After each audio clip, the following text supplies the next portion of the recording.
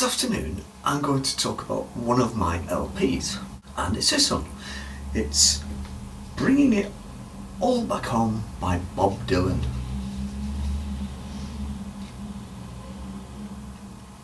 That's the one.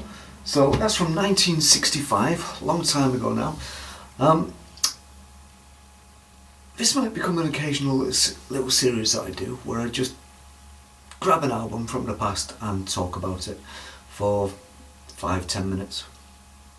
This particular one, as I say, from 1965, I don't have a huge history with it.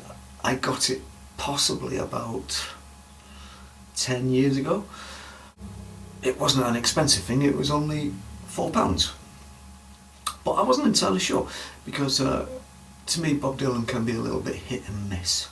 But I was pleasantly surprised when I got it home, gave it a spin or two, and it's become a favourite. It's become a favourite of mine, of his. I don't have a huge amount of Dylan albums, but this is one of my favourites I do have. It kicks off with side one. You've got Subterranean Homesick Blues, obviously we all know that. That was the most famous song on the album, I think, possibly. All Those Cards, if you remember the video. All those, so many cards. Then obviously you've got classics like Maggie's Farm and Mr. Tambourine Man on this record. But the deep cuts, if you can call them that, if Dylan could have deep cuts, things like She Belongs to Me, Love Minus Zero No Limit. I mean, there's such absolutely stunning songs. Pure poetry set to music. Sort of the history of the record, brief history. It's Dylan's 5th studio album. It was a big hit in America. It got quite high. It got to number 39 in the US, which for somebody like Dylan is not bad at all. Not bad at all, because he's not exactly commercial. Not exactly commercial at all.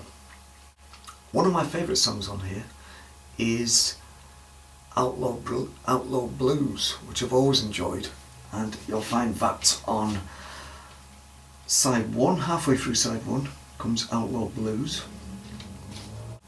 Thing I like about that one is the excellent line, which always pleased me, was, "She's a brown-skinned woman, but I love her just the same." And that's so true, isn't it? It really is.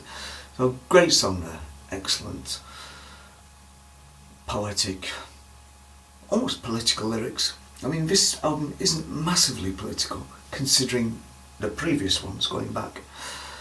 Obviously he's known for his political lyrics, but this isn't a particularly political album, and maybe that's why I like it.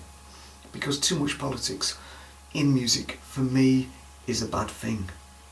One song I don't particularly care for on this one is On the Road Again. I don't think that's a great song at all.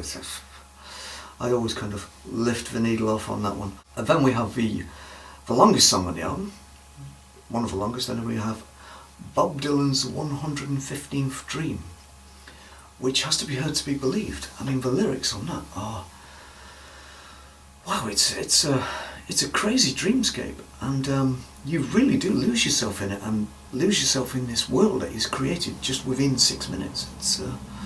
It's quite something, it really is. Then we have Gates of Eden, which is, it's a little bit downbeat for me, that one. I like it, it's okay, but it's a little bit on the downside for me. It's not bad, but it's followed by two absolute classics. It's Alright Ma, I'm Only Bleeding, which the title itself is, is intriguing in itself, and then you hear the song and it all makes sense, and it's just sheer genius. And followed quickly by It's All Over Now, Baby Blue, which is the final track on the album.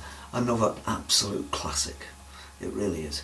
So like I say, I've had this record for 10-15 years, something like that. It's, as I say, not one that I reach for often. It's not what I would call a stone cold classic, but it's definitely a 4 out of 5. Absolutely. simply for the lyrics alone. It's just superb. I also like the kind of live feel that it's got.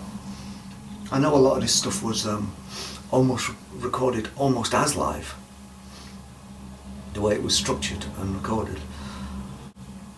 So yeah, it does almost feel like almost like it's recorded live, which I really do like. So, have you heard this record? If you haven't, you really should.